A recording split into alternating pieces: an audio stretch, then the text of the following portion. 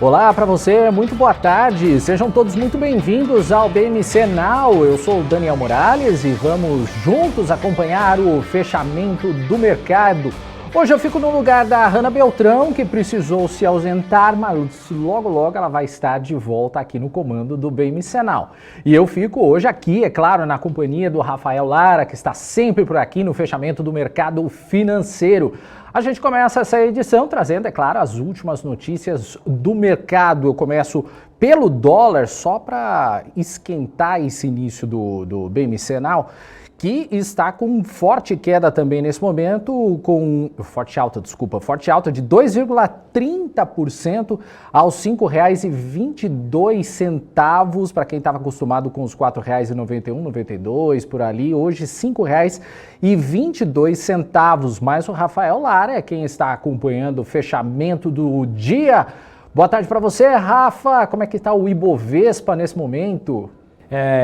Daniel, seja muito bem-vindo aqui, né, ao BMC Now. Boa tarde para você, boa tarde para quem está acompanhando aqui o BMC Now nesta terça-feira. Bom, hoje o mercado realmente está bastante interessante de se analisar, né? O Ibovespa hoje numa queda de 1,34% no momento, 125.224 pontos, né? Com quase ali, né, apenas 3 ações do Ibovespa hoje, né? Por enquanto operando em alta ali, né? Bradespar, Vale e ENGIE, enquanto a gente tem ali, né, no ranking das top 5 ações do dia, a Raia Drogasil, que está numa queda de 0,2%, ela ali está entre as maiores altas do dia, né?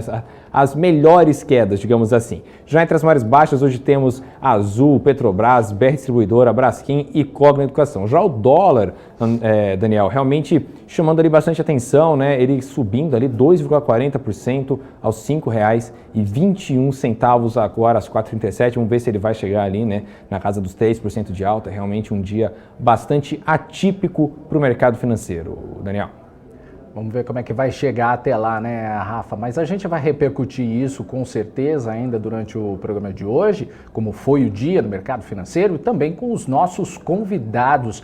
A gente recebe hoje aqui no BMC Now o Ricardo Campos, Chief Executive e CIO da Rich Capital, e a Marta Matsumara, que é analista técnica da XP. Você já pode deixar a sua pergunta no nosso chat do portal da BMC, na internet, no nosso canal do YouTube, que a gente também sempre repassa essas perguntas para os nossos convidados. E eu já vou dar uma olhadinha então no nosso chat aqui do YouTube, com o pessoal que vai mandando o seu boa tarde também, o Nelson, o Marcel, também o FFC que está acompanhando a BMC desde o BMC Market, o Kevin, o Vinícius, a Maria Elizabeth, também tem o Leonardo que também está aqui, o Pequeno Investidor, e também já mandou abraço para mim logo cedo aqui o Eliseu Caetano, lá de Miami, repórter aí,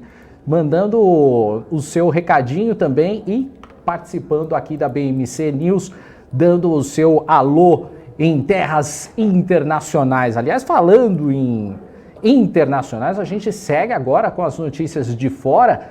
A Nexperia, a empresa holandesa de chips, confirmou que planeja adquirir a maior produtora de chips do Reino Unido, a Newport Wafer Fab. Com isso, a aquisição da empresa vai ajudar a fabricar mais chips e atender também a demanda internacional que sofre com a falta desses componentes. As informações dos Estados Unidos com a nossa correspondente Giovanna Locatelli. Para as pessoas entenderem um pouco esse desenho, a Nexperia é uma empresa holandesa de produção de chips semicondutores que pertence a uma empresa chinesa, a Windtech. A Newport Wafer Fab, ela é a maior empresa produtora de chips semicondutores do Reino Unido. O comunicado da intenção desse business saiu ontem. A Nexperia se tornou a segunda maior acionista da Newport em 2019. Os detalhes financeiros desse negócio não foram divulgados formalmente, mas fontes dizem que vale cerca de 63 milhões de libras, o equivalente a 87 milhões de dólares.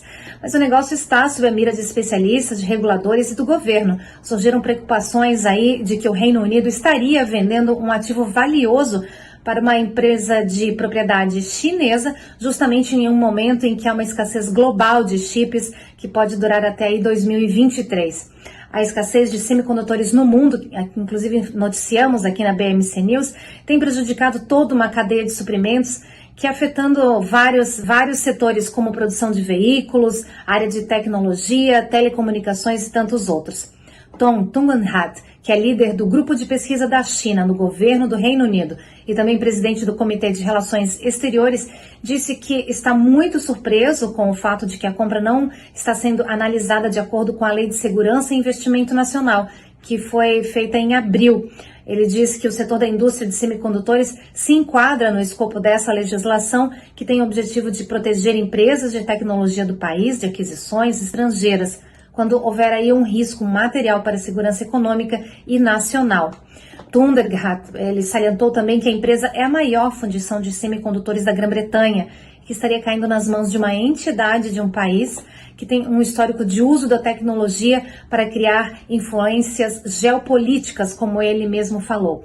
Mas esse mercado de chips semicondutores, ele não é novidade estar na mira de reguladores, isso já vem acontecendo.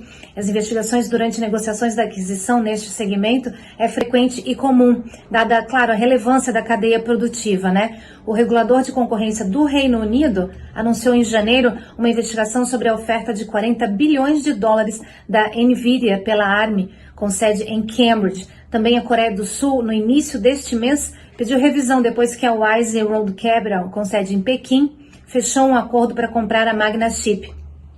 O Departamento de Tesouro dos Estados Unidos solicitou que as partes envolvidas na transação registrassem uma notificação junto ao Comitê de Investimento Estrangeiro dos Estados Unidos. Então a gente acompanha, claro, a movimentação desse mercado de chips semicondutores que, como eu falei, impacta todo aí uma cadeia de suprimentos. Giovanna Locatelli, dos Estados Unidos, para a BMC News. Obrigado a Giovanna Locatelli. Bom, e a Mercedes-Benz anunciou hoje que a escassez mundial dos componentes eletrônicos e semicondutores vai impactar a venda de veículos nos próximos 2 trimestres. As vendas de carros elétricos e híbridos subiu 305% no primeiro semestre, com 121.500 unidades vendidas. Nos primeiros 6 meses do ano, a Mercedes vendeu 1.182.000 veículos, registrando um crescimento de 25,1% em relação ao mesmo período do ano passado.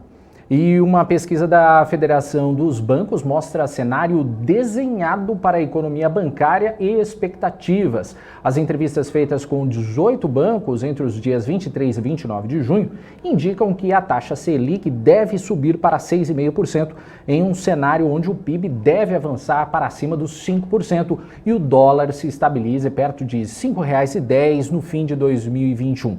Para a maioria dos entrevistados, por hora, um ajuste até o nível neutro deve ser suficiente para conter a atual aceleração inflacionária.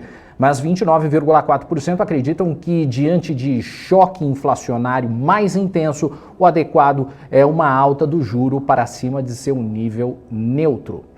E eu volto agora a chamar o Rafael Lara, que tem as atualizações do mercado. Eu falo com você agora, Rafa.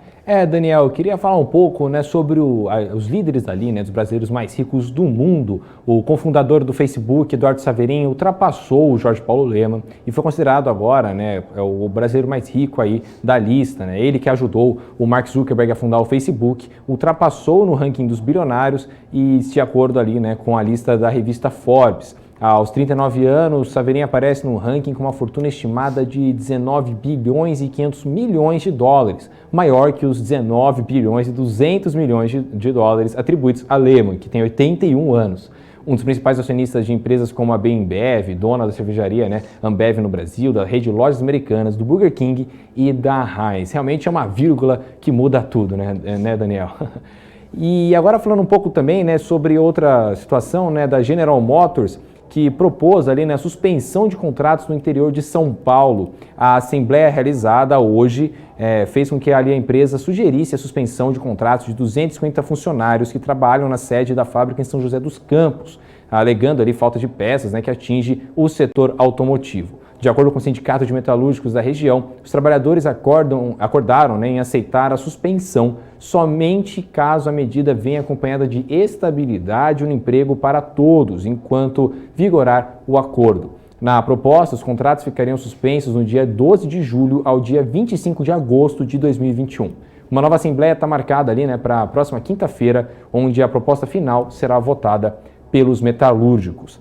Já agora, sobre o Credit Suisse, né, fazendo nosso giro aqui, ele elevou a 6,9% a estimativa de inflação para 2021. A estimativa anterior era de 6,7%. A mudança é resultado do aumento do preço dos combustíveis e das condições climáticas do país. As novas estimativas ali, né, de 6,9% está ainda mais distante da meta de inflação de 3,75% e do teto da banda de tolerância de 5,25%. Daniel. Pois é, Rafa, eu queria também agora destacar também uma notícia do nosso portal bmcnews.com.br, é só você acessar lá que você tem todas as informações a cada minuto. Uma das informações que eu queria destacar é que foi divulgado, foi anunciado hoje em um evento o Nubank Ultravioleta, que é uma nova categoria de cartão premium, que o Nubank lançou um novo cartão.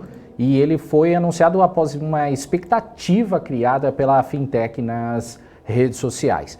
E esse Nubank Ultravioleta é uma nova categoria de cartão de crédito premium, possibilitando as mesmas vantagens e benefícios do Mastercard Black.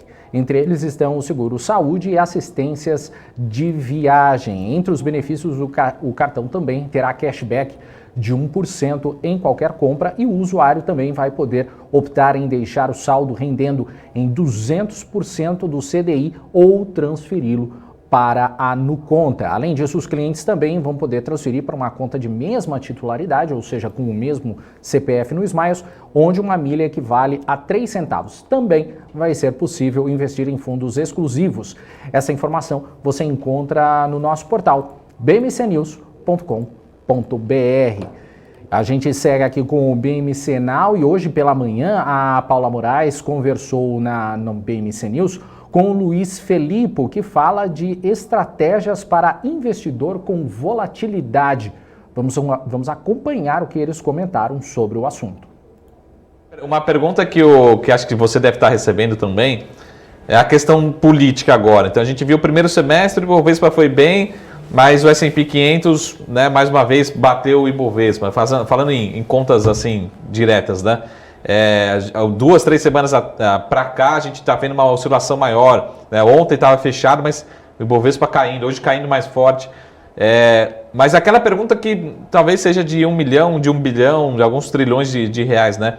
Os gestores estão falando assim, ô Luiz, daqui para frente só vai piorar a questão política, daqui até as eleições, é melhor fazer caixa, é melhor se proteger, ou não? A gente ainda vê um upside absurdo, estão aumentando a posição, o cliente está aumentando a posição em renda variável, ainda a gente vai ter um ano de PIB crescendo 5%, 6%, 7%, enfim, como é que é essa decisão, né? Realmente é a hora de se proteger, de fazer caixa, ou não, ao contrário, pegar o caixa, gastar e ir comprando mais, né? É uma decisão simplesmente realmente de ficar mais confortável ou ficar mais desconfortável, né, com a questão política agora no curto e médio prazo? Né? Não, legal. Essa é a pergunta que todo investidor brasileiro quer saber, né? Assim, eu acho que o que os gestores têm feito, assim, tem perfis diferentes de acordo com a estratégia que o gestor faz, né? Então, você tem gestores, por exemplo, de ações que estão menos preocupados com isso, assim. A cabeça, assim, eu estou comprando bons ativos, boas equipes, bons managements, estou comprando gente que tem espaço para correr e que sabe lidar com esse Brasil maluco, né? Então a gente tem casos emblemáticos na bolsa aí de empresas que mesmo em momentos de crise bastante aguda, né, conseguiram ter grandes resultados, né? Acho que Lojas Renner é um exemplo clássico nesse sentido, né? Conseguiu ter crescimento de same-store sale, de top line, mesmo no ambiente onde o PIB contraía 3%, 4%, né? Então, o que os gestores de ações eu tenho cada vez mais visto é menos uma preocupação política. O que a gente tem visto olha, assim, a gente não é analista político, a gente tem a capacidade de previsão pequena nisso. O que eu faço é selecionar bons ativos, boas empresas que são capazes de enfrentar esse cenário seja ele qual for, né? Seja mais abrupto ou não. Mas, de forma geral, a gente tem visto hoje um pouco menos de preocupação com a eleição especificamente, né? Acho que grande parte dos gestores ainda acha que a discussão eleitoral ela vai, de fato, começar a pesar mais para o final do ano, né? Começo do ano que vem. É ali que você vai ter um pouco mais de clareza em relação a candidatos, a perspectivas, né? Estava até a Verde fez uma semana, na Verde Week, o Luiz Stuberger estava falando sobre isso também, justamente nesse sentido de que, olha, em ano eleitoral, os presidenciáveis, né, candidatos à reeleição, tendem a se fortalecer também. Aconteceu com a Dilma, aconteceu com o FHC em 98, aconteceu com a Dilma em 2014, aconteceu com o Lula em 2006.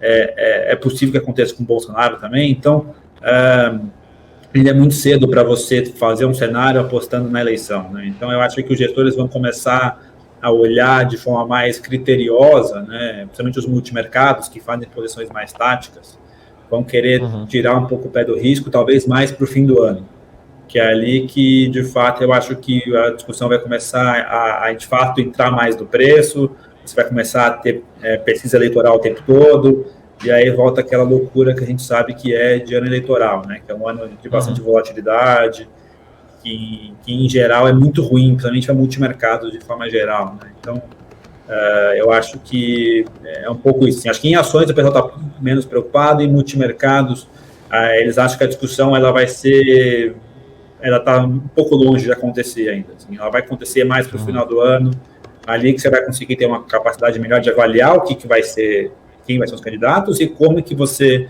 traça a estratégia e o cenário a partir daí. Então a gente tem visto um pouco essa cabeça.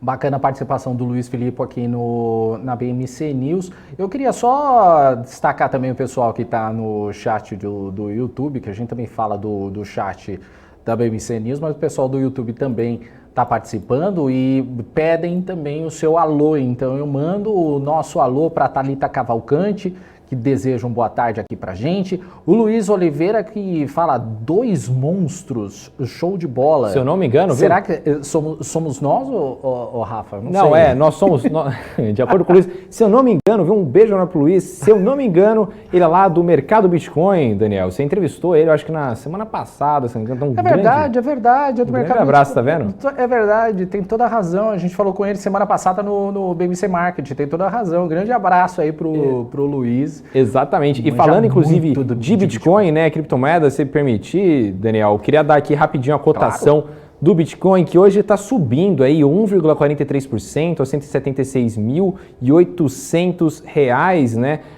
E agora também aqui, né, todo o gráfico aqui de maiores altos e maiores baixas da Bolsa, também que a gente sempre gosta de trazer essa informação, né, em primeira mão, realmente agora ele tem uma mudada aqui brusca, né, todas as ações praticamente em vermelhinho, apenas ali 2 em verdinho, né, Vale com uma alta, uma ligeira alta de 0,7% e Bradespar com uma alta de 1,07%, mas realmente hoje um dia de bastante queda aí no Ibovespa hoje. Já também eu queria chamar a atenção também para o euro, né? Bastante gente, inclusive minha mãe, um beijo para minha mãe, ela fala que, poxa, Rafael, você dá o preço do dólar, mas não dá o preço do euro, e as pessoas querem viajar para a Europa, não que seja o nosso caso lá em casa, só que o euro, né, subindo aí 2,02% aos R$6,15 o euro aí, né, para casa dos 6, então caso você queira viajar para a Europa, multiplique por 6, e agora também, né, fazendo aí um fechamento dos mercados norte-americanos, né, que ontem tiveram fechados aí, né, por conta do feriado, né, do 4 de julho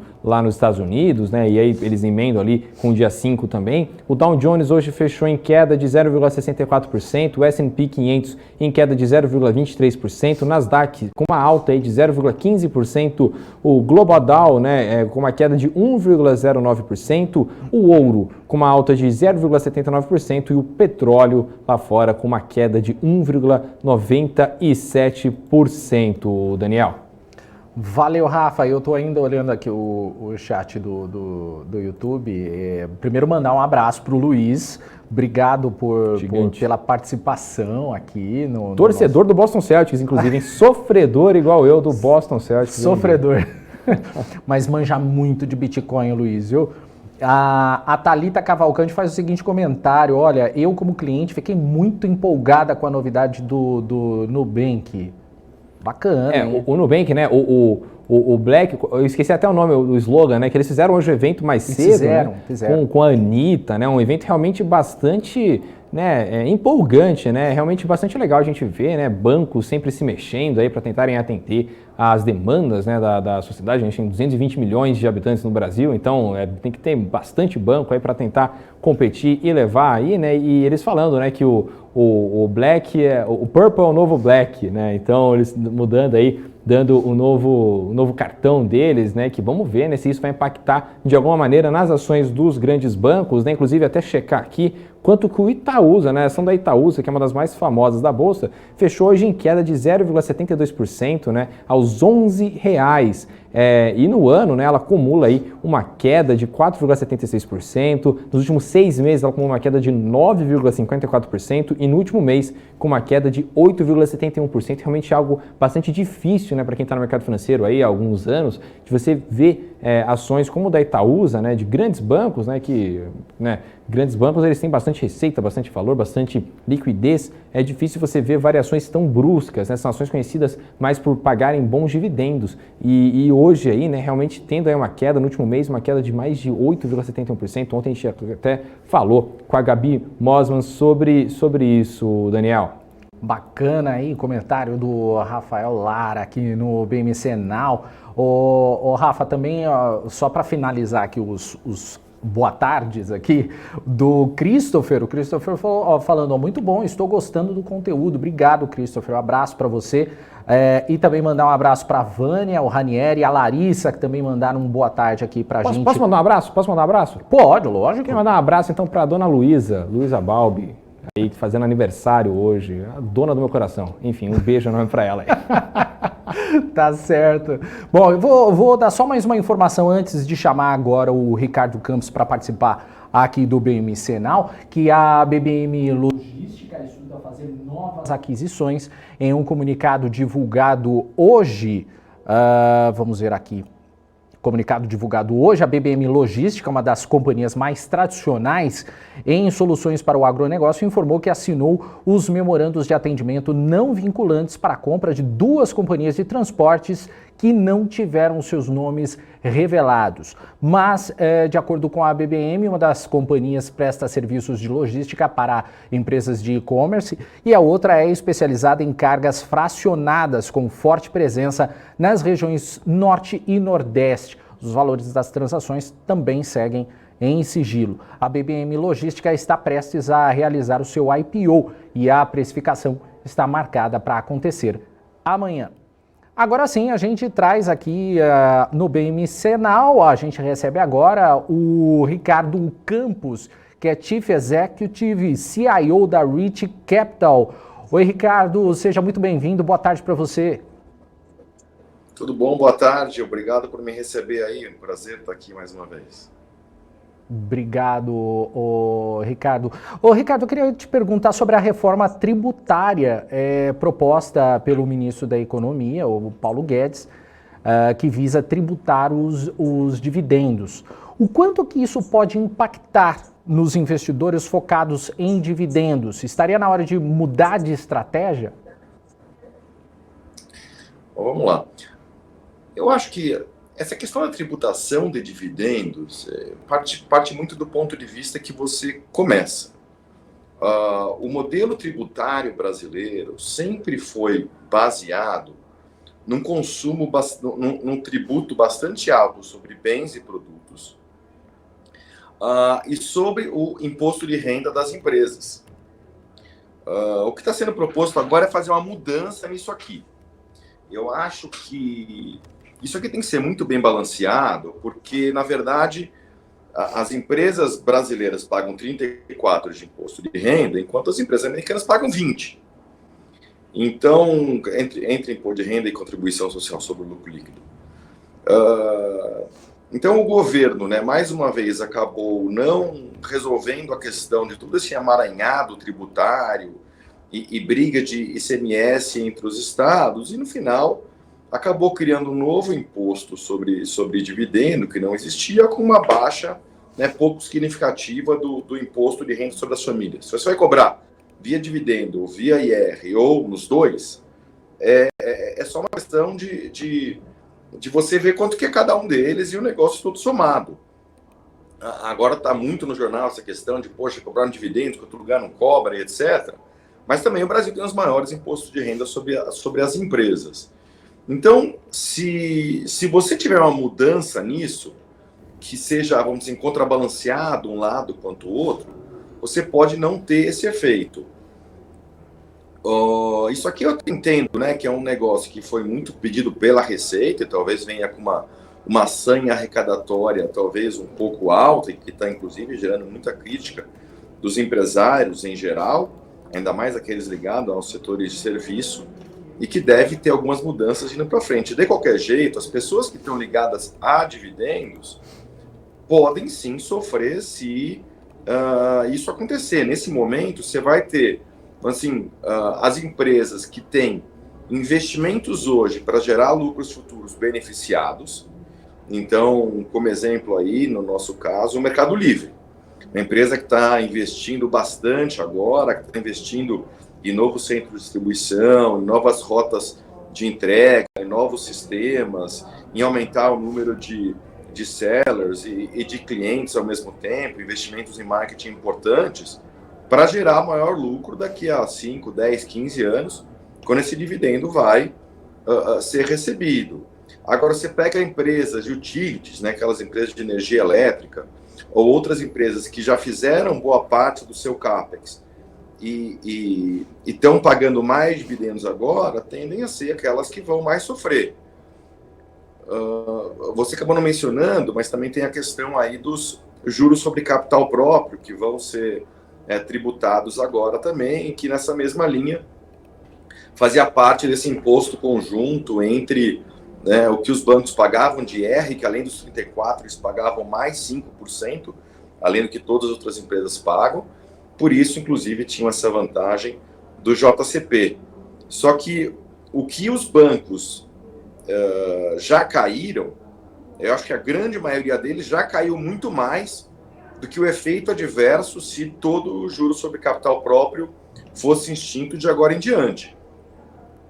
Então tem que olhar muito no preço das ações, o que já foi, o que ainda vai, qual vai ser o efeito, né, o projeto final aprovado, mas assim, provavelmente você vai ter esse tipo de mudança. As empresas mais de growth são as mais beneficiadas, que acabaram até sofrendo bastante no Brasil, principalmente nesses últimos tempos, diferentemente das empresas, né, nos Estados Unidos, onde as ações de tecnologia foram as mais favorecidas esse ano, mais uma vez, e essas outras empresas de dividendos que estavam indo bastante bem agora, é capaz de sofrerem mais, ainda mais com todo o aumento na curva futura de juros que a gente viu aí ao longo dos últimos tempos. Tá certo, Ricardo. Eu queria agora falar um pouco sobre petróleo, que você viu ali... Não está chegando o seu som. Oi, Ricardo, tá ouvindo a gente? Oi, Ricardo, tá ouvindo? Acho que o Ricardo não está ouvindo a gente. Ricardo, tá me ouvindo? Talvez som. Será que ele está me ouvindo? Não está chegando o seu som. Você estava me ouvindo? Vamos tentar reestabelecer então o contato então com o áudio do Ricardo. A gente volta nele então daqui a pouquinho, porque senão a gente não fica Eu tenho notícia parado. do portal, viu, Daniel? Tem notícia? Então vai lá, Rafa, contigo. Tenho notícia aqui do portal da ANEEL aí, que aprovou regras para intensificar as campanhas por economia de energia, né? Economia de energia aí, né? A gente viu uma crise hídrica, né? A gente está vivendo uma crise hídrica no país, que a gente não vê há alguns anos, né? Nos últimos 91 anos a gente está na nossa pior crise hídrica, né? Então hoje saiu agora uma matéria, agora às 4h41, não faz nem 30 minutos que saiu, ali uma matéria no nosso portal falando que a Agência Nacional de Energia Elétrica, a ANEEL, aprovou nesta terça-feira regras para que as distribuidoras de energia realizem campanhas de conscientização pelo uso eficiente de energia elétrica e dos sistemas de bandeiras tarifárias. A intenção do governo e da agência é intensificar as ações para a economia de água e energia devido à pior crise hídrica que o país enfrentou nos últimos 91 anos. A proposta da agência deverá ser analisada pelo Comitê de Monitoramento do Setor Elétrico. Se não me engano, Daniel, não sei, posso estar muito enganado, né? Mas a última vez que a gente teve um apagão no Brasil, acho que foi o quê? Há uns 13 anos atrás? Foi lá para 2008, talvez? 2006? Foi por aí, 2008. Teve também 2008 e teve também em 2001, que teve você 2001. Não vai lembrar, porque você é novinho, mas o de 2000... eu nasci em 2001, no caso. O de 2001 eu lembro bem, mas teve o de 2008 mesmo. Então, exatamente, e é um problema, né, recorrente aqui no Brasil, né, tantos governos, né, eu estudei nas aulas de história, obviamente, um beijo para a dona Franceli, inclusive era professora de história, ela me explicou na época, né, que os governos, eles recorrentemente tinham esse problema, tanto o governo FHC, né, que adotou ali o racionamento de energia ali na época, né, nos anos 90 ali, né, com racionamento de 20%, se eu não me engano, ali nos estados do Norte, do Nordeste e do Sudeste, né, então aqui em São Paulo, que a gente fala, teve racionamento, depois teve no governo Lula, que o Lula deu aquela famosa aspas, né, só não vai acontecer nada de ruim no Brasil se Deus permitir desse jeito, né, então realmente é um problema que ele é recorrente, né, aqui no Brasil e ele é impressionante, porque teve ali, né, uma tirada, né, retiraram o horário de verão esse ano, aí, falando que não tinha nenhuma necessidade, e agora ali, né, as pessoas estão preocupadas, né, o ministro de Minas e Energia, Bento Albuquerque, vem em rede nacional falando sobre poupar energia e água, né, alguns dias atrás, e a decisão da ANEEL para aprovar ali, né, para reajustar a bandeira vermelha ao patamar 2, lembrando que a seca, né, essa seca, ela deve ocorrer aí para o fim do ano, então vale a pena a gente ficar de olho não só no apagão, né, que obviamente ninguém gostaria de ter um apagão, mas também no mercado financeiro em relação às empresas de energia elétrica, né? A gente estava falando agora há pouco sobre empresas que são boas pagadoras de dividendos, as empresas, não só os bancos, mas empresas de energia elétrica são geralmente boas pagadoras de dividendos porque elas têm recorrência, né? Todo mundo precisa de energia em qualquer momento da sua vida, né, Daniel? E agora também falando um pouco sobre uma outra notícia, né? A Vale considerou ali um absurdo pagar R$1 milhão por um trabalhador morto em Brumadinho, né? Uma notícia que saiu agora, né? Tô até abrindo aqui para a gente dar uma olhada aqui no site da BMC News, né? Agora que saiu às 4h30 da tarde, da Vale aqui, vamos ver se vai abrir. Internet é assim mesmo, né? As coisas vão tendo que abrir, elas vão atualizando, né? A matéria realmente ela vai acontecendo assim, né, Daniel? Vai daí. Beleza, Rafa. A internet é assim mesmo, mas não tem problema. A gente segue daqui.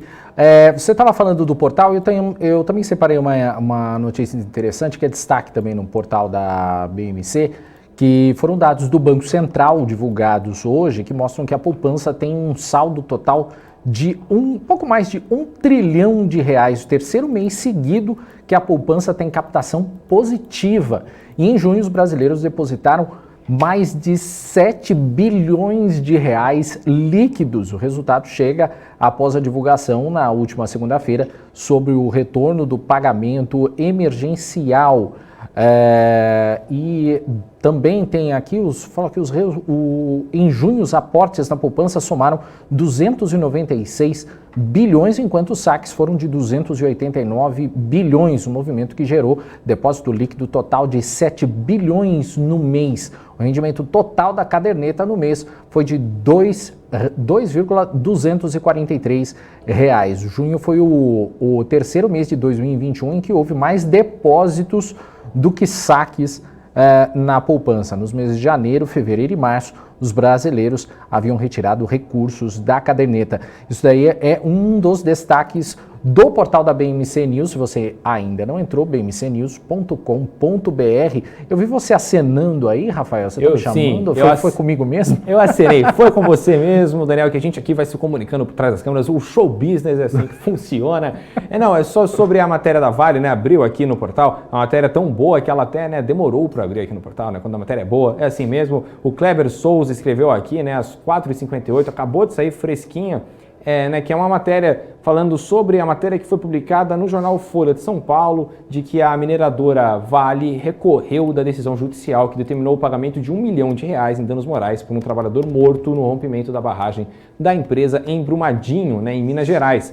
No pedido apresentado no início da noite, a Quinta Vara do Trabalho de Betim, onde o processo tramita, a Vale pediu que a ação civil pública seja rejeitada.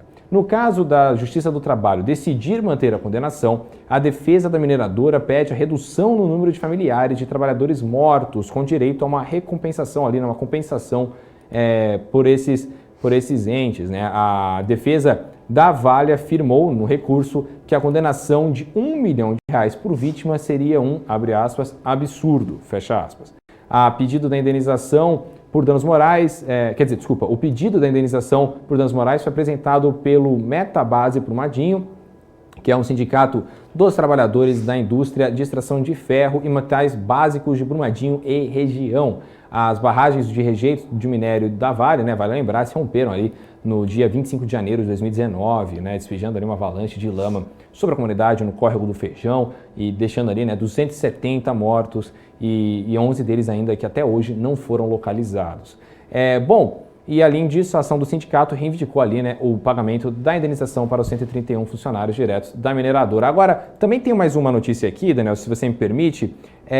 A Simone Tebet, a gente também está sempre de olho aqui na CPI da Covid, né? Porque política e economia andam lado a lado, né? Se acontece alguma coisa lá que pode impactar o mercado, a gente sempre tem que ficar de olho. E acabou de sair também que a senadora Simone Tebet disse que os documentos de importação da vacina Covaxin apresentados pelo governo em uma entrevista no dia 23 de junho são, abre aspas, fajutos, fecha aspas, de acordo com o jornal O Globo. Ela afirmou, né, que ela apontou ali uma série de erros, como de inglês, para dizer que houve fraude e que esses documentos jamais deveriam ter tramitado no Ministério da Saúde. O mais grave, porém, eram dados que poderiam elevar o preço pago pela pasta. Os documentos foram exibidos no mês passado por Onyx Lorenzoni e Elcio Franco. E ela pôs em dúvida ali, né, sobre quem fez o documento, uma vez que a Madison, empresa subsidiária do laboratório indiano Bharat Biotech, que desenvolveu a Covaxin, não cometeria tais erros, como escrever Brasil, abre aspas, com Z, né, em inglês, e aeroporto, abre aspas também, em português, né? Existiu ali uma discordância, entre as línguas.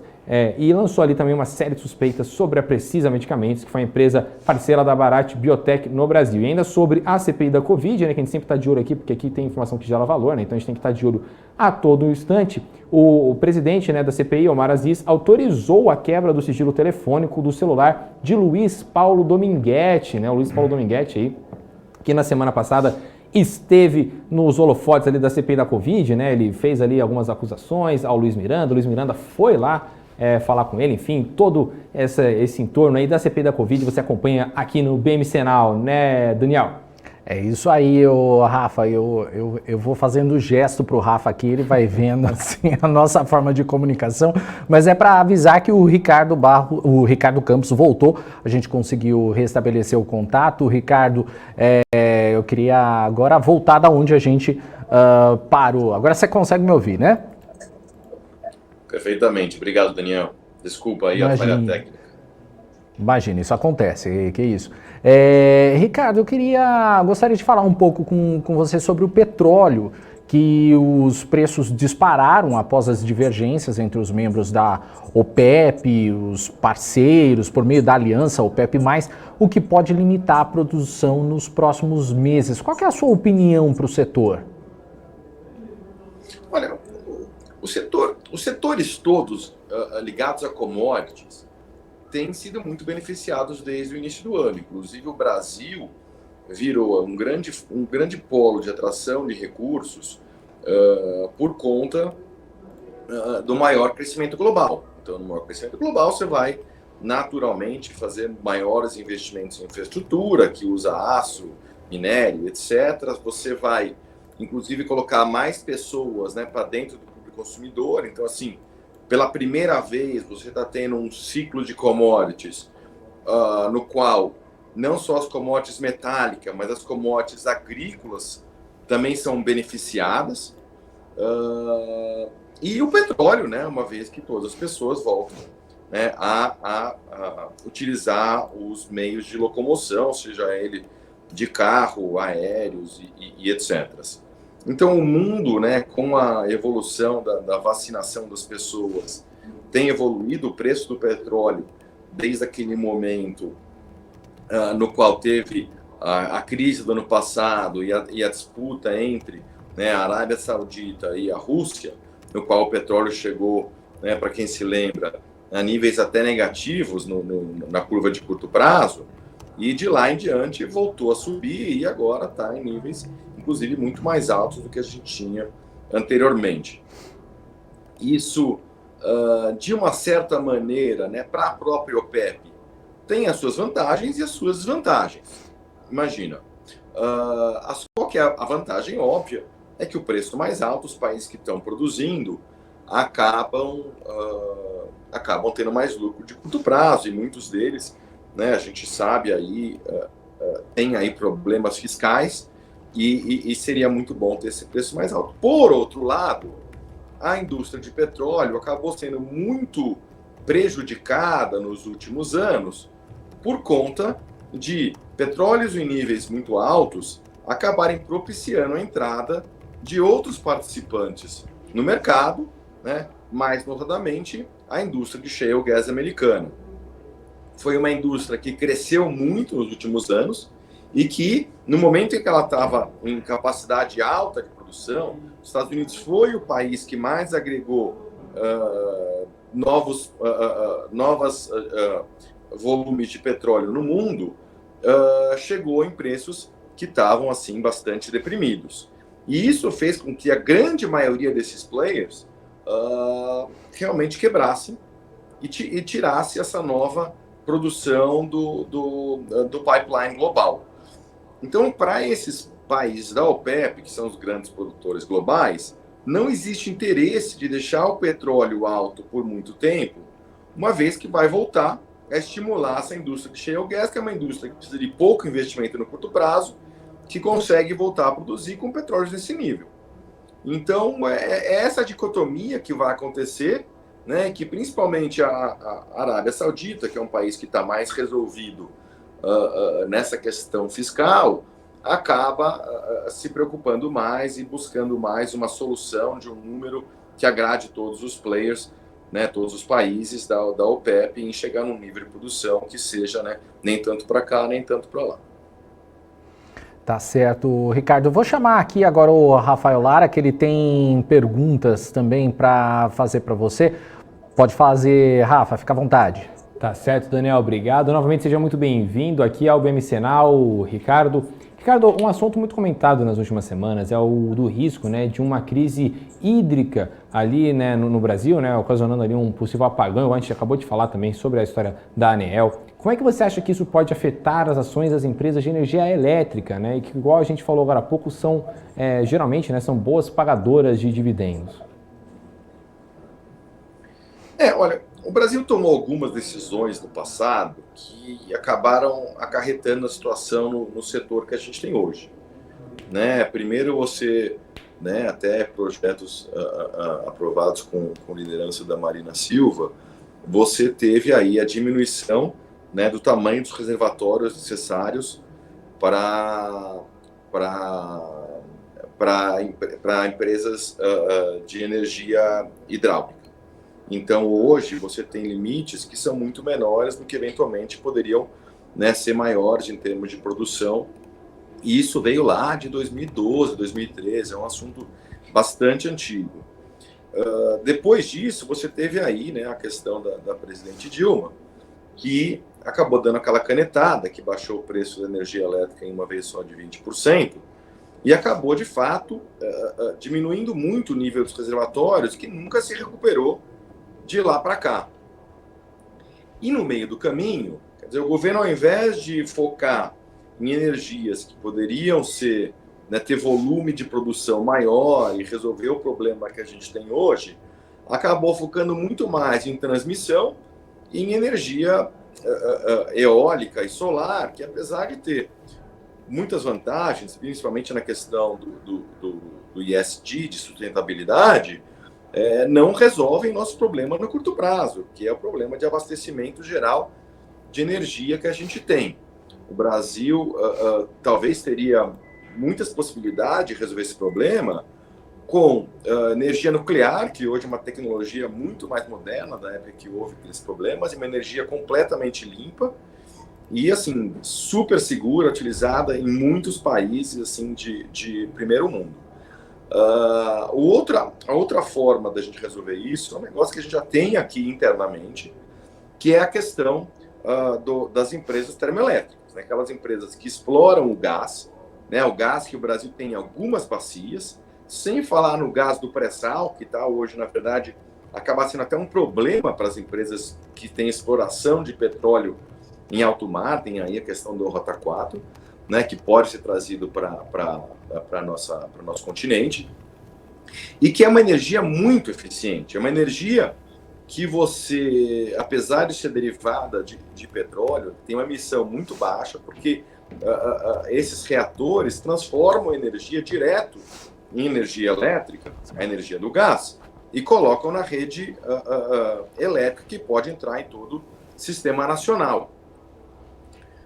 Mas essa não foi a decisão do Brasil e por isso a gente está tendo, né, essa conta agora. Eu não sou especialista no assunto, mas eu tive uma conversa com alguns especialistas essa semana ali na Fiesp e que estavam falando que realmente você vai ter esse processo de preços mais altos de energia, preços esses que já estão até nas estimativas de inflação e até nos dados passados de inflação, que fazem com que a gente tenha, né, essa inflação que vai ficar além da meta no Brasil, isso junto com aquele ponto anterior, que é o preço das commodities, né? Então isso tudo acaba, junto com uma capacidade menor de produção de algumas empresas que tiveram as vendas elevadas muito rapidamente pós-Covid, que jogaram nossa inflação para nível mais alto, né? A gente vai ter uma inflação esse ano que vai ficar bem acima do próprio teto da meta e o Banco Central já está trabalhando com a meta do ano que vem, não com a meta desse ano. Inclusive, o CMN baixou, né, a expectativa, o target de inflação para os próximos anos, 2023, 2024, nesse compromisso em voltar com a inflação e deixando muito claro que o que está acontecendo esse ano é uma coisa muito mais pontual. Então, assim, essas pessoas que eu conversei disseram que a chance de um apagão, como a gente viu ali em 2001, é alguma coisa menor que 5%. Mas isso, de fato, seria, né, bastante ruim para as empresas de energia elétrica. Tá certo. E agora, Ricardo, eu queria falar um pouco sobre a questão, né, que está aí no radar do investidor, da vacinação da Covid-19, né, que obviamente está acelerando, só que também está vindo aí, né, uma preocupação pela variante Delta do novo coronavírus. Como é que você acha que o investidor deveria se portar aí no segundo semestre, né, com isso aí no radar? Já agradecendo, obviamente, a sua participação no BMCanal, Ricardo. Obrigado, Rafa, foi um prazer.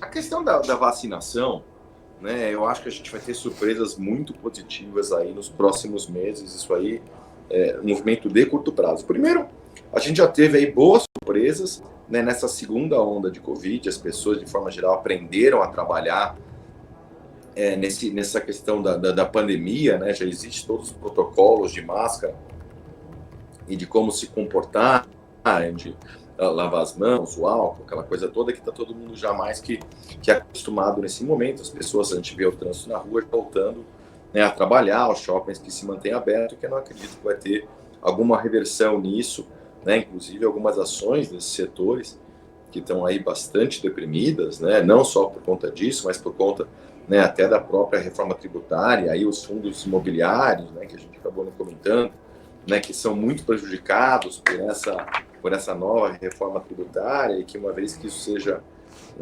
visto, né, o quão errado é isso, já que a tributação esperada de todos os fundos imobiliários é alguma coisa próxima de R$1 bilhão, e só os fundos que fazem parte do IFIX já tem uma perda aí em valor de mercado de mais de R$3 bilhões. Mas, voltando para a questão... me perdi agora. Qual que era a pergunta mesmo, Rafa? Não, era a questão da vacinação acelerando, né, e a variante Delta. Como é que o investidor deve se portar em relação a isso? A variante Delta já está presente aí, bastante presente em alguns outros países, já está aí bem forte na própria Inglaterra. E o que você vê ali é um aumento de casos, né, maior que vinha anteriormente, mas assim, muito abaixo do que vinha no passado, só que o número de mortes não acompanha. E se você olhar o nível de vacinação da própria Inglaterra, né, do próprio Reino Unido, ainda é abaixo de 50%. Então, uma vez que a gente consegue, né, vacinar mais pessoas, e agora no terceiro trimestre vai, de fato, chegar muita vacina aqui no Brasil, né, e principalmente a Pfizer, a gente vai ter assim uma aceleração da vacinação no Brasil, que já está em ritmo bastante alto, já mudou aquilo que aconteceu antes. O Brasil fez um erro, né, na questão de colocar aquela questão da comorbidade, que no final, né, o brasileiro gosta daquele jeitinho brasileiro, e acabou ficando discutindo se tinha comorbidade, se não tinha, arrumando a receita e etc. E acabou deixando as pessoas, né, os próprios UBSs, atrasando muito a vacinação para poder, né, ter confirmação se cada uma daquelas pessoas devia ser vacinada ou não. Quando teve um movimento de voltar a vacinar por idade, teve uma aceleração muito grande. Hoje na cidade de São Paulo, teve aí já a antecipação da votação das vacinações das pessoas de 41, de 40 e de 39 anos, isso aí já foi anunciado, e isso deve continuar acontecendo junto, né, com a chegada de mais lotes de vacinas que devem acontecer em grande escala nos próximos 3 meses, além de ter conseguido a IFA para vacinar as pessoas. Ouvi esses dias uma conversa com um biólogo, né, um PhD de infectologia dos Estados Unidos, no qual eles fizeram vários testes com relação à variante Delta, né, sendo mais específico aí a sua pergunta, e a vacina funciona muito bem com a variante Delta. Ela não tem esse problema. O problema da variante Delta é que pelo fato dela contaminar mais pessoas, aquelas que ainda não estão vacinadas aumentam a chance de serem infectadas, e aí principalmente o público mais jovem, que nem nos Estados Unidos e nem na Inglaterra e nem no Brasil foram vacinados, e ainda vai demorar um certo tempo para ser vacinada. Mas são pessoas que, de forma geral, têm uma resistência maior, né, ao vírus e etc. O risco maior, na verdade, não é a variante Delta em si para quem já é vacinado. O risco é você pegar um vírus que já é mais resistente, que já é mais forte, que já se multiplicou em algum corpo, que provavelmente já tinha tido contato com a APU inicial, e esse vírus, uma vez que faça a mutação, e a gente está falando de vírus de RNA, eles fazem mutações muito frequentes, eles se transformam numa outra variação que não seja, né, que a vacina não seja mais, né, efetiva. Esse é o grande problema que a gente tem. Chegar à variante Delta, já tem assim vários casos, agora foi o primeiro confirmado em São Paulo, já tinha 11 no Nordeste, não é esse o problema. E o Brasil já tinha tido a variante, né, de Manaus. Então, já tem várias pessoas, inclusive, imunizadas, né, por próprio contato com a doença no país, de uma variante mais forte. Então, não acho que aí seja um ponto que vá trazer muito risco para a economia. Acho que, pelo contrário, a gente vai ser surpreendido positivamente por isso. E aí, junto com o Bolsa Família turbinado, que o governo quer fazer, né, junto com essa pacote de reforma tributária, né, entre aspas, uma vez que, na verdade, você vai ter um grande aumento de imposto para favorecer algumas pessoas, né, e uma retomada da economia, um governo que está arrecadando mais também por conta, né, desse aumento de inflação, desse aumento de commodities, você deve ter aí uma melhora, né, da parte fiscal e, consequentemente, da popularidade do presidente, né, nos próximos trimestres. Tá certo, Ricardo. Bom, queria agradecer, viu, a sua participação aqui no BMC Now. Seja muito bem-vindo, não só ao BMC Now, como toda a programação da BMC, tá certo? É um prazer. Obrigado, Rafa. Obrigado, Daniel. Sempre que vocês me convidarem, estarei por aqui. Tá certo, obrigado. Bom, vai daí, Daniel.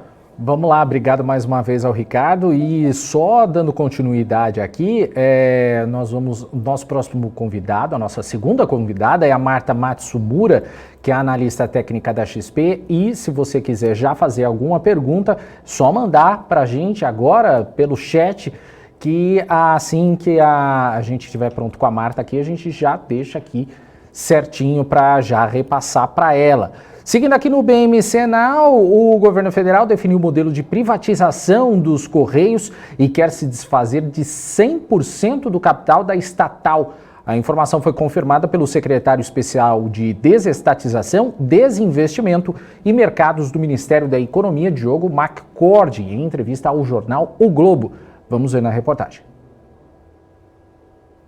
Na entrevista, o secretário disse que a pretensão é vender o controle da empresa de forma integral, num leilão tradicional com abertura de envelopes. O comprador levará ativos e passivos da companhia.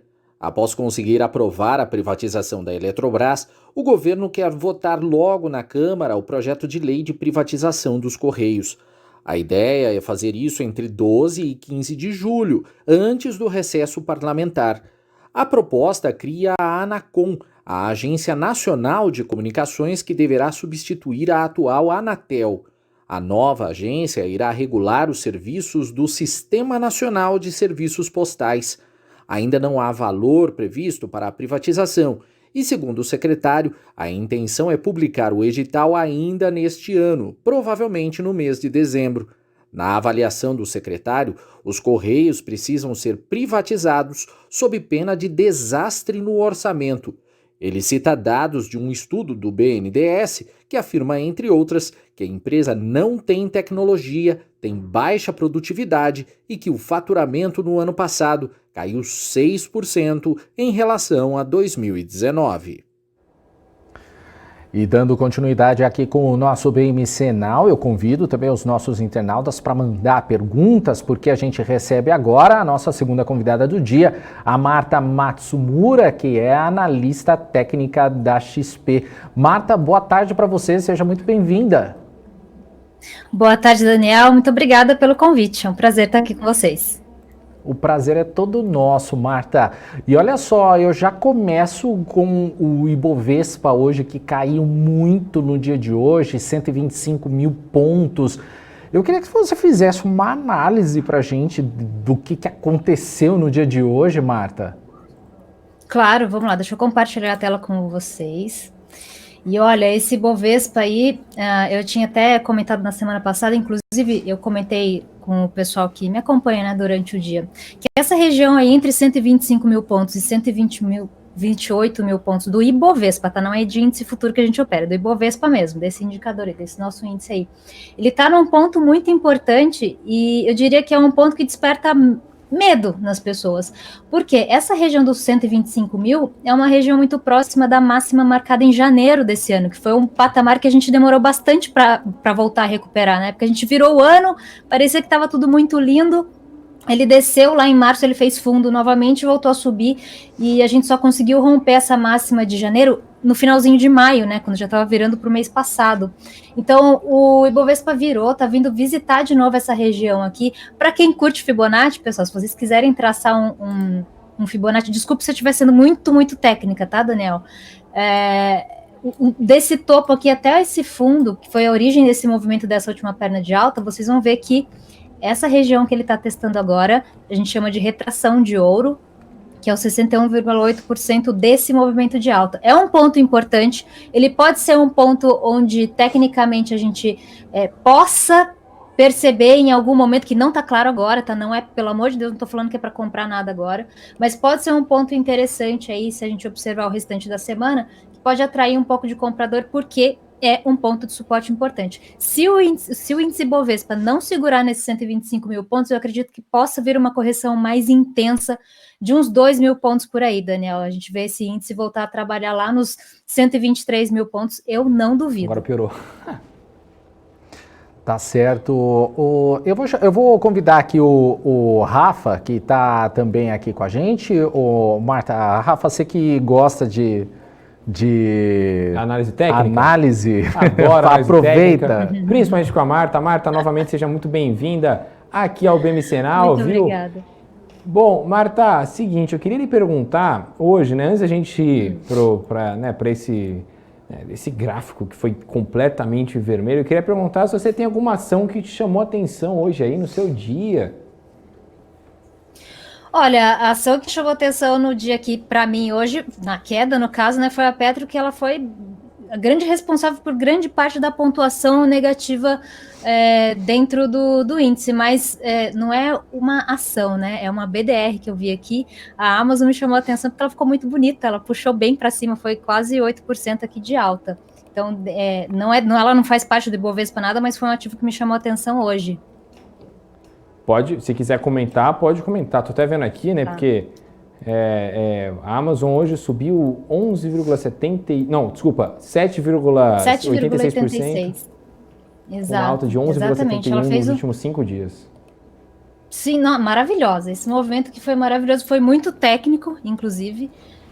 E está vindo buscar aqui esse topo anterior, né? Já seria uma região de preço aí para quem comprou um pouco lá, um pouco mais para baixo, não, muito mais para baixo, né? Ali na região dos 112, 113, já estava na hora de deixar aí, colocar a grana no bolso. Um movimento super técnico, muito bonito, e foi o ativo da lista aqui que eu olho todos os dias que mais me chamou a atenção. Me chamou mais a atenção a Amazon nessa alta, tecnicamente, do que os outros papéis aqui fazendo derreter o Ibovespa. Tá certo. Bom, agora falando um pouco sobre, né, as ações do dia, né? Hoje a gente teve aqui, né, a Bradespar subindo, né, a Vale subindo também. As únicas duas, né, na realidade, que subiram hoje no Ibovespa. Eu estava até tentando ver mais ações, mas realmente não teve muita coisa. Bradespar e Vale é praticamente a mesma coisa, né? Uma controladora da outra ali é praticamente a mesma coisa, mas realmente só Vale e Bradespar que tentaram segurar um pouquinho o índice. Se não fosse elas, aí a gente estaria vendo uma sangria muito maior. Exatamente. Se você puder analisar, por favor, a Bradespar. E lembrando para a galera, podem mandar suas perguntas aqui, viu, gente? A gente sempre dá bastante preferência ao chat aqui no nosso momento de análise técnica. Então, Bradespar, olha só que bonitona, né? Ela tá aí na sua tendênciazinha de alta, eu comento sempre com vocês, né? Tá acima da média. Eu vou trocar essa média móvel aqui para deixar ela um pouco mais conservadora, tá? Essa média que tá aqui, ela é agressiva. Bom, está acima da média móvel do mês, né? Ele pega a média dos últimos 21 dias de negociação e aparece ali. Então, trabalhando acima dos 71,10, está em tendência de alta, marcando máximas e mínimas ascendentes dia após dia, né? A gente vê várias barrinhas aqui com verdinhas, né? A gente consegue ver que está fechando ali perto de máxima. Bradespar chegou hoje numa região de resistência importante, que é esse pedaço aqui, ó, onde tem o topo anterior formado, e um novo movimento de alta, uma perna mais intensa, ou tão intensa quanto essa aqui de alta, seria no rompimento da linha ali da região dos 77, não está tão longe assim, mas o IFR, que é o índice de força relativa, ele já está numa região de sobrecompra, tá? Então não é difícil a gente encontrar nas próximas sessões Bradespar formando o topo, virando a curva para fazer uma leve retração. Não precisa você voltar para os R$71, não. De repente uma respirada até a linha dos 73, 74 ali, já pode fazer o papel ganhar fôlego para ir buscar novamente a região ali dos 76,60, 77, ou ainda romper a região dos 78, que é o topo formado lá em janeiro também. Bradespar não deu nem bola para o que está acontecendo com o resto do Ibovespa, parece que viveu num mundo paralelo hoje. Bonitinho. Tá certo. E agora, antes de a gente ir para as maiores baixas, né, hoje teve PetroRio, Azul, Petrobras, CVC e Gol. Eu queria perguntar para você se você poderia analisar uma ação de uma carinhosamente chamada de patinho feio, né? Para quem ainda não conhece, a live no Instagram da nossa BMCenal, né? A gente faz ali, eu e o Alex André Lazzarinvest, a gente fala dos patinhos feios do Ibovespa, né? Ações estão fora do radar. E hoje teve uma movimentação bastante interessante. Eu sei que a Marta gosta bastante de gráficos, né, bastante diversos, enfim. Hoje a Azev4, né, Azevedo e Travassos ali, teve uma movimentação de queda de 5,44%, mas eu estava vendo aqui, né, eu que sou um admirador da análise técnica, nos últimos 5 dias ela teve uma alta de 10%, no último mês ela teve um movimento bastante interessante. Se você puder analisar para a gente, por favor. Claro, papel volátil, baratinho, gostosinho para fazer trade, hein? Ele é bem nervosinho. Olha só, o papel, ele veio sim numa tendência de alta que iniciou lá em março, né? Quando ela ela estabeleceu uma região de suporte bastante clara nessa região dos 3,30, 3,50. Diria que o impulso comprador mesmo definitivo veio depois, primeiro um dia, acima do 4,60, que foi acima desse topo aqui, ó, desse topinho aqui do 4,60. Dali para cima ele só veio subindo e caindo menos, subindo mais e caindo menos. Aí teve o ápice ali, né, no 9,95 aproximadamente, e desceu. Tem uma figura que a gente percebe aqui, ó, que eu desenhei agora para vocês, que é um triângulo. Esse triângulo aqui, o triângulo simétrico, ele é uma figura que ele pode romper para qualquer um dos lados, tá?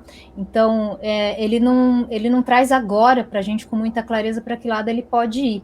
Por quê? O papel está dando sinal misto, porque ele está acima da média móvel, mas fechou com um candle de baixa e a média apontando para baixo, está fechando aqui perto da mínima, né? Ele está no estreito de um triângulo, ou seja, ele vem fazendo topo mais baixo, fundo mais alto, e ele veio depois de um movimento de alta. Então, ele fica ali, será que ele vai dar continuação no movimento e vai romper para cima? Ou será que ele vai descansar do movimento e buscar o 3,30 de novo, rompendo esse triângulo para baixo? Fica difícil de dizer. Eu diria que eu deixaria aqui os gatilhos prontos, né? Rompimento de 7,30 poderia dar uma lindíssima de uma compra, e a perda da linha dos 6,40 poderia também dar uma venda interessante com uma parcial ali no 5,77, pelo menos, tá? Então, esse papel Azevedo, ele tá dentro de uma indefinição mesmo, até o índice de força relativa, que é um oscilador, que vai de 0 a 100, está no meio do caminho, no 53 ali, bem no miolinho. Então, se você colocar arma na minha cabeça agora e falar, compra e vende, eu vou falar, pelo amor de Deus, abaixa isso, não tem o que fazer. Mas é um papel que piadinha tem que ter, né? É um papel que fez um movimento bonito, tá? Se não tiver piadinha, não é legal. Tem que ter piadinha. Então, tem que ter piadinha. Então tá bom. A gente fala isso porque normalmente analista recebe muito pergunta assim do tipo, se você tiver que fazer alguma coisa, tem vezes que a gente não tem que fazer nada, né? Então esse é um momento que eu diria, olha, quem não aproveitou a compra tem que esperar um sinal mais claro, porque ele está literalmente no meio da rua. Não dá para saber se ele vai subir ou se ele vai cair. Então, por isso que eu falei, com a arma na cabeça, cara, eu não faço absolutamente nada. Eu vou falar, desengatilha isso aí, vamos mudar o rumo da conversa, porque realmente não tem o que fazer. Mas já fez um belíssimo de um movimento. Tá certo. Marta, a Natália Castanheira está perguntando se você pode analisar BBDC. Se não me engano, é a ação do Bradesco, né? BBDC é famosa? BBDC. Isso, Bradesco, Natália. Nossa. Que susto, Bradesco. Então, olha só, Bradesco, ela já estava ali numa tendência de alta bonita, até desenhei aqui um canal, ele perdeu o canal, e aí eu vou desenhar para vocês aqui, vocês sabem, né, análise técnica, desenho, a gente vai rabiscando fique à vontade, aqui o gráfico, fique à vontade, sabe que aqui você pode se sentir em casa. Entender. Então tá jóia, então vamos embora. Olha, o Bradesco começou uma tendência de alta lá em maio, quando consolidou um suporte aqui nessa região mais baixa dos R$20. Região mais baixa eu falo assim, que fica para baixo de 24, tá? Quando eu falo região média é de 24, 25, 26 e região alta dos 20 fica dos 7 para cima. Então na região baixa dos 20 aqui, começou a subir, né, formou um fundo, e aí veio trabalhando dentro desse canal de alta, fez um ciclo muito bonito, e aqui em cima ele fez um topo duplo, que já é uma figura que chama a atenção da gente, que a gente fala, acabou o feijão do comprador ali, agora ficou fraquinho, começou a bater abaixo desta linha aqui do R$27,62. A partir daqui, Bradesco entrou numa onda impulsiva vendedora, e vem desde então só, meu Deus, né, só entregando os pontos ali. Deixa eu traçar um Fibonacci para ver onde que ela está nesse meio de... já testou 76,4, regiãozinha filé, para quem gosta de acompanhar esse tipo de operação aqui, é quando devolve muito mais da metade do movimento e ele chega num pedaço onde no passado você olha e vê que o mercado ele tem uma memória ali. Como assim uma memória, né? Olha quanto tempo ele ficou trabalhando nessa região que ele está começando a visitar agora, está chegando perto aqui, ó, tá vendo? Então, pode ser que Bradesco chegue aqui, ele bata, vira curva, ou que ele invada esse pedaço, vai ficar mais bonito ainda, e vire aqui para cima depois. Mas é importante também observar se, quando e se fizer esse movimento, se ele vai vir testar essa região do topo do canal de baixa. E aqui já fica interessante, inclusive, se der a compra, né, nessa região entre 24,47 e 23,77, que é a região filé, que eu estou falando aí para vocês. Se ele virar para cima e vier testar essa região do 25, lembrando que canal de baixa, quanto mais o tempo passa, mais baixo fica o preço, tá, gente? Então, assim, se nas próximas 2, 3 sessões o Bradesco vier testar essa região filé entre 23,77 e 24,47, saindo desse 47, ou seja, 48, 49, 50, chegou ali no R$25 por ali, já dá para fazer uma parcial, subir o stop e ver depois se ele vai realmente romper esse canal de baixa para cima e dar uma retornada aqui para a média, que ele está muito afastado, tá? A Bradesco está com uma queda exagerada. E me parece que a correção dessa alta aqui está chegando ao fim, tá? Justamente por estar chegando nessa regiãozinha filé que eu comentei com vocês, está muito próximo da origem de um movimento. Eu mudo de ideia com o Bradesco aqui, tá me acendendo o alerta, Bradesco, tá? Porque tá parecendo que vai dar uma compra barata. Eu mudo de ideia completamente se perder o fundo aqui no 23,12, começar a negociar para baixo, significa então que o vendedor realmente tomou o controle da situação, que o comprador não tem força para segurar o papel, e se perder fundo anterior, ele aciona mais uma vez um impulso vendedor e tende a levar o papel para nível de fundo anterior, lá no 21,40, 21,41. Tá certo. Espero que a Natália Marta esteja satisfeita. Não, com certeza ela tá. Marta, agora o Vinícius Almeida aqui perguntando se você pode analisar BPAC 5. Ó, a Natália aqui, grande a Natália, mandando aqui também, completando a nossa piada, né? Pessoas que gostam de piada no mercado financeiro, mandem bastante mensagem aí, né? A Natália falando com tanto filé, vai dar para fazer um belo de um churrasco e um emoji ali com a língua de fora, né? Do dinheiro aí. Bom, vamos lá. O Vinícius Almeida perguntou se você pode ver a ação da BPAC, né? BPAC 5 ou BPAC 3 também, BPAC tanto faz, do Banco BTG, né? Famoso Banco BTG. Eles estão com gráficos diferentes, tá? O 5 e o 3. Vou olhar o 5. Acho que tá mais... Então vai no que você preferir, não tem problema. Beleza, então vamos aqui no BPAC 5. Olha, é um papel que estava subindo lentamente, né? A gente percebe que a inclinação do canal de alta, aqui, ó, fundos ascendentes, né? Isso aqui é comprador pagando mais caro, tá? Então, estava inclinado para cima, estava trabalhando, levando a média para cima, mas ele estava meio, parece, preguiçosão, assim.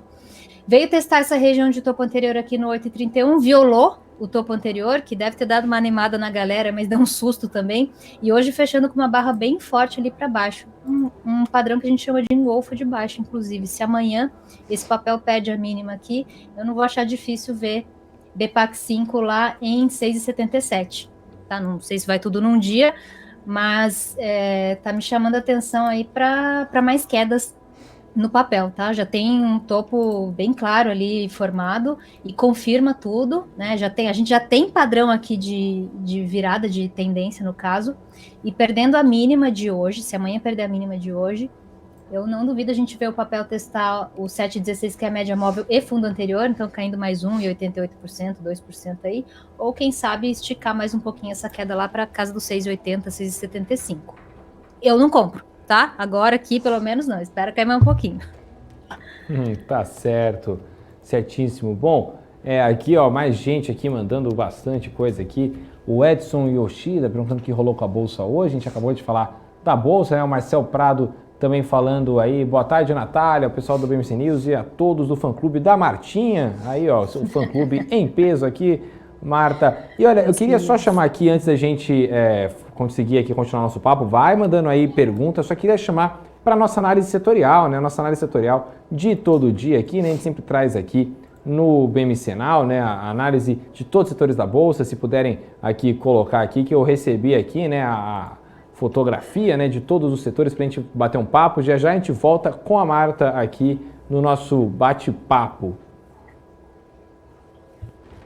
Perfeito. Agora, ó, você está vendo aí na tela, no momento, né, a gente só explicando aqui, né, a divisão setorial é uma coisa que a gente traz aqui no BMC Now, né, para a gente ter uma noção do que realmente movimentou os setores do Ibovespa, né, às vezes o Ibovespa está naquele dia morno, né, que parece morno, de 0,2, 0,4 para cima, para baixo, e hoje, ali no momento que a gente fez a nossa análise, né, todos os ativos estavam com uma queda de 1,36%, com o setor de energia aí despencando, né, 3,37%, serviços financeiros com uma queda de 1,16%, bens de consumo com uma queda de 2,17%, produtos baixos de consumo 1,35%, né, bastante setores aí, todos no vermelho, né, imóveis com uma queda de 2,38%. A única alta que tem hoje é de materiais aí, né, do setor de materiais com alta, leve alta, né, de 0,06%, que não faz nem cócegas aí no índice Ibovespa. Bom, voltando agora com a Marta. Marta, queria perguntar para você sobre as ações Da PetroRio, né? A PetroRio hoje que despencou 5,58%. Se puder analisar para a gente, por favor. Claro. Eu adorava esse papel aqui, já me deu um dinheiro esse negócio. Ó, PetroRio, ela despencou. Desculpa, gente, o comentário vem. Pode mandar. Dando dicas. Não, já foi, tá? Não vi mais assim, não. Já foi, tá? Foi ano passado. Gente, ó, só pra ser bem claro, viu? A Marta falou, tá falado, viu? Não confie em mim pra cuidar de dinheiro de vocês. Eu sirvo pra dar notícia. Entendeu? Pelo amor de Deus. Ai, gente. Então, o PetroRio, uma belezinha. Olha, acima do 17,99, essa linha pontilhada aqui, eu ainda acredito no papel subindo, tá? Essa queda aqui, sinalização de topo, ok. Tem até um padrão de reversão aqui que chama nuvem negra. Vocês que gostam aí de... Mentira, estrela da noite, não é nuvem negra, não. Estrela da noite, para quem gosta de padrões de candle, tá perfeito, tá? Inclusive, se for acionado, a gente pode esperar um teste de 18,53 de novo em PetroRio.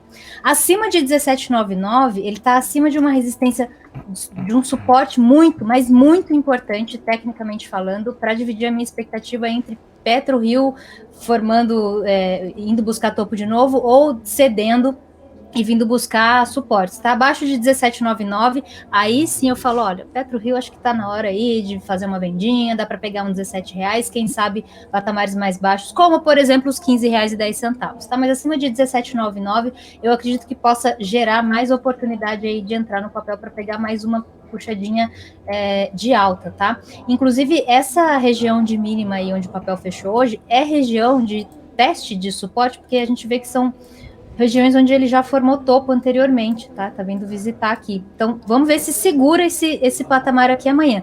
Se amanhã perder a mínima de hoje, aí eu mudo de ideia no curto prazo. Aí acredito no papel vindo para 18,80, mas até 17,99 eu ainda mantenho a minha perspectiva mais positiva para PetroRio no médio prazo. Ô Marta, só para fazer um comentário aqui, o Marcel Prado fez um comentário aqui ó, no chat. Se a Martinha mandar, a gente compra, viu? Exato. Ó. Se a Marta mandou, né? Exatamente, entendeu? Não, é que eu peguei um rally nesse papel aqui no passado, pelo amor de Deus. E, enfim, aí eu olho para ela e eu lembro, acho ela bonita. É isso. Olha só, é um gráfico realmente que ele vai andando em alta, né? Para quem gosta de análise técnica, quem é fã de análise técnica igual eu, gosta bastante de analisar esse papel. Marta, também teve uma ação hoje que chamou a atenção, que foi a da Azul, né? Se você puder analisar para a gente, por favor, né? A Azul teve uma queda aí de 4,53%. Vamos olhar Azul 4.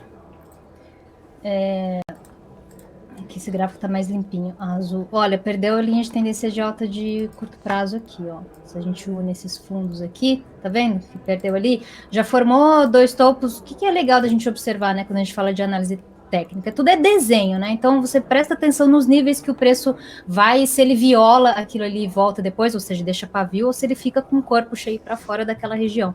Então a Azul já vinha testando essa região aqui, formando essa região de resistência aqui nessa linha de 48,85 por ali, já há algum tempo, né? Desde o começo do mês passado, já tem um mês ali que testou aquela região e não conseguiu subir. E aí confirmou a formação do segundo topo quando perdeu esse 46,88 aqui, e aí não segurou nem na média móvel, nem no fundo anterior e está descendo. Hoje, inclusive, rompeu um fundo anterior, acionando um pivô de baixa, e me parece que vem mais queda por aí. O que pode limitar um pouco a força vendedora do papel? Essa região de suporte anterior aqui, ó. Tá? Onde ele formou esse fundo aqui, esse aqui que eu tô falando, para quem tá só ouvindo, 42,50, justamente ali onde fechou. Então, se ele vier negociar abaixo dos 42,28, abre espaço aí para mais uma batida no papel, vir buscar, quem sabe, aí a região dos R$40. Azul no curto prazo não tá legal, não. Já tá bem vendedora já. O que me deixa um pouco mais ligeira para a possibilidade de formação de suporte é o IFR, que está começando a invadir a área de sobrevenda, mas ainda tem espaço para cair. Tá certo. Bom, Marta, agora para a gente aqui, né, ir para a nossa parte final já do programa, já agradecendo novamente a sua participação aqui, é uma honra tê-la aqui às terças-feiras. Marta, queria que você analisasse para a gente o papel da Oi, né, Oi BR3, que sempre está no holofote aí do investidor, né? E ela, inclusive, teve aí, né, umas notícias vindo aí, que ela deve ser lá a venda da Infracore. Você acha que eu olho esse papel ou não? Dá uma olhada. Não, é assim... Tamanho bom, da rabisqueira. Sei, né? O tanto Era de justamente isso que eu ia falar. ali. Olhar é um verbo duplo, né? Olhar, a gente tá todo mundo olhando. Agora, com aquele tanto de rabisco, eu não sei se a gente consegue ver o gráfico, Imagina, né? eu tava analisando ou não, né? Então é o seguinte, gente, o IBR tá aqui, ó. Olha a região preta. Vocês vão ver como que ele lembra isso aqui, ó, quando a gente veio do passado. Tô vindo do presente, tá? Tô pegando esse intervalinho do presente e vou puxar lá para trás, ó. Olha onde ele já enroscou antes. Olha lá.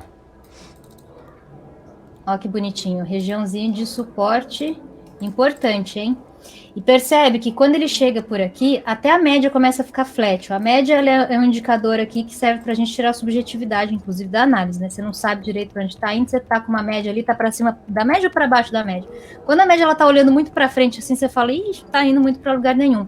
Porém, qual foi o último movimento? De cima para baixo. Se é de cima para baixo, esse pedaço coloridão que eu desenhei aqui agora é uma região de suporte.